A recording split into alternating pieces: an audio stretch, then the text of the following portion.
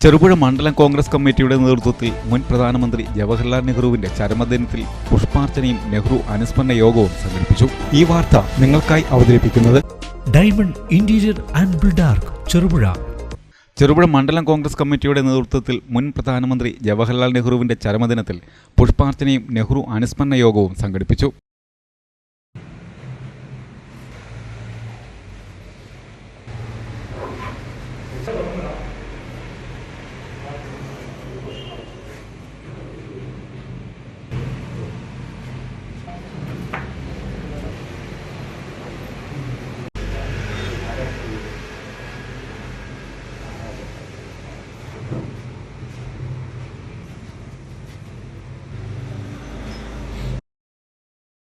മുൻ KPCC അംഗം V Krishnan master അനുസ്മരണ യോഗം ഉദ്ഘാടനം ചെയ്തു.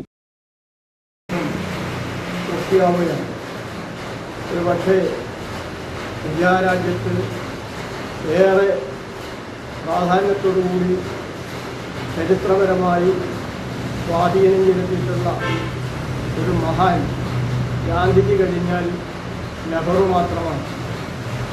സ്വാതന്ത്ര്യ സമരത്തിന് തൻ്റെ പ്രിയ പത്നിയെ നഷ്ടപ്പെട്ട ഏറ്റവും ത്യാഗം സഹിക്കേണ്ടി വന്നൊരു വ്യക്തിയാണ് പണ്ഡിറ്റ് ജവഹർലാൽ നെഹ്റു. അദ്ദേഹവും അദ്ദേഹത്തിൻ്റെ കുടുംബവും പിന്നീട് വരുന്ന നെഹ്റു കുടുംബവും ഒക്കെ ഇന്ത്യ രാജ്യത്തിനെ നേർവഴിക്ക് നയിക്കാനും ലോകത്തിൻ്റെ മുന്നിൽ വിശ്വസ്തമായ രീതിയിൽ പ്രഗത്ഭമായ നേതൃത്വത്തോടുകൂടി മുന്നോട്ട് കൊണ്ടുപോകാനും ശ്രമിച്ചവരാണ്. പ്രതിപാദിക്കുന്ന പുസ്തകമാണ് ഇന്ത്യയെ കണ്ടെത്തൽ, നെഹ്റുവിൻ്റെ ഇന്ത്യയെ കണ്ടെത്തൽ. ഇന്ത്യ എന്ന് പറയുന്നത് എന്താണ്? വിവിധ ജാതി മത വ്യത്യാസം ഉള്ള, അതുപോലെ വിവിധ ഭാഷകൾ സംസാരിക്കുന്ന, വിവിധ സംസ്ഥാനങ്ങളിൽ സംസ്ഥാനമല്ല പ്രാദേശികമായ ഭരണകൂടങ്ങളുള്ള, നാട്ടുരാജാക്കന്മാരുള്ള ഒരു പ്രത്യേക രാജ്യമാണ് ഇന്ത്യ. മണ്ഡലം പ്രസിഡന്റ് TP ചന്ദ്രൻ അധ്യക്ഷത വഹിച്ചു.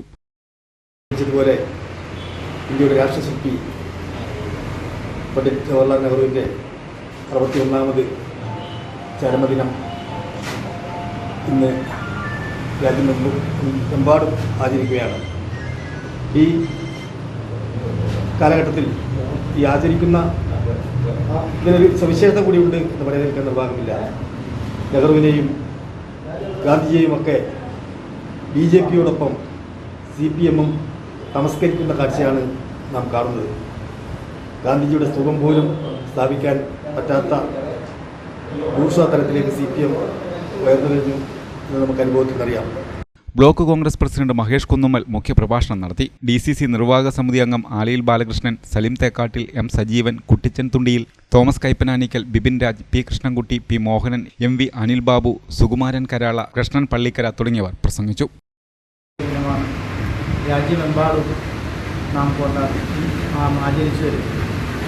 നമുക്കെല്ലാവർക്കും അറിയുന്നത് പോലെ, നേരത്തെ ഉദ്ഘാടകനായ ശ്രീ കൃഷ്ണൻ മാസ്റ്റർ സൂചിപ്പിച്ചതുപോലെ, ദരിദ്രനാരായണന്മാരായ 44 കോടി ജനങ്ങളെ ഇന്ത്യ എന്ന മഹാരാജ്യം വെട്ടിമുറിച്ച് കൈകളിൽ ഏൽപ്പിച്ച് നൽകുമ്പോൾ പട്ടിണിയും പരിവട്ടവും അതുപോലെ തന്നെ വർഗീയവാദവും വർഗീയ സംഘടനവും മാത്രം നിറഞ്ഞു നിന്ന ഒരു മണ്ണിൽ നിന്നും ഇപ്പോൾ ഏറ്റവും അവസാനം ജപ്പാനെ പിന്തള്ളി ലോകത്തിലെ ഏറ്റവും മികച്ച 4ാമത്തെ സാമ്പത്തിക ശക്തിയായി നമ്മുടെ രാജ്യം വളരുന്നത് വരെയുള്ള കാലഘട്ടത്തിലേക്കുള്ള ഈ പ്രയാണത്തിൽ അതിന് തറക്കല്ലിട്ടതും അതിന് നിദാനമായ പ്രവർത്തനങ്ങളുമായി മുന്നോട്ട് നീങ്ങിയതും നമ്മുടെ രാജ്യത്തെ ഒരു ഏകകണ്ഠമായ ഒരു രാഷ്ട്രമായി മുന്നോട്ട് നീക്കുവാനുള്ള പ്രവർത്തനങ്ങളുമായി നീങ്ങിയതുമൊക്കെ ഏറെ പ്രിയങ്കരനായ ദിവംഗതനായ ശ്രീ ജവഹർലാൽ നെഹ്റുവാണ്.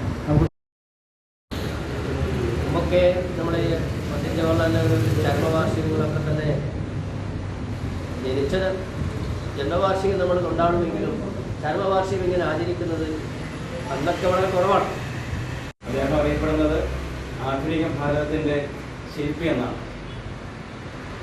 ജവഹർലാൽ നെഹ്റുവിനെ കുറിച്ച് നമുക്കെല്ലാം ഇത്തിരി ചരിത്രബോധമുള്ളവരാണ്, കൂടുതലായിട്ട് പറയേണ്ട കാര്യമില്ല. പക്ഷേ നമ്മൾ ചിന്തിക്കേണ്ട കാര്യം, അദ്ദേഹം ഇന്ത്യയുടെ പ്രധാനമന്ത്രി ആകുന്ന സമയത്ത് ഇന്ത്യയുടെ അവസ്ഥ എങ്ങനെ ആയിരുന്നു എന്നുള്ളത്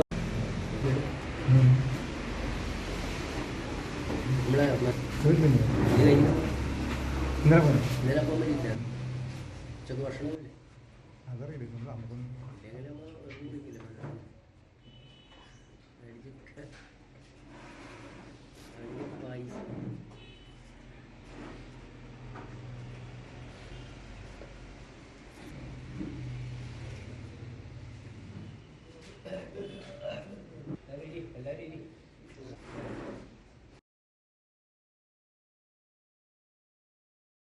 നിങ്ങളുടെ സ്വപ്ന ഭവനം ഞങ്ങൾ നിർമ്മിക്കാം.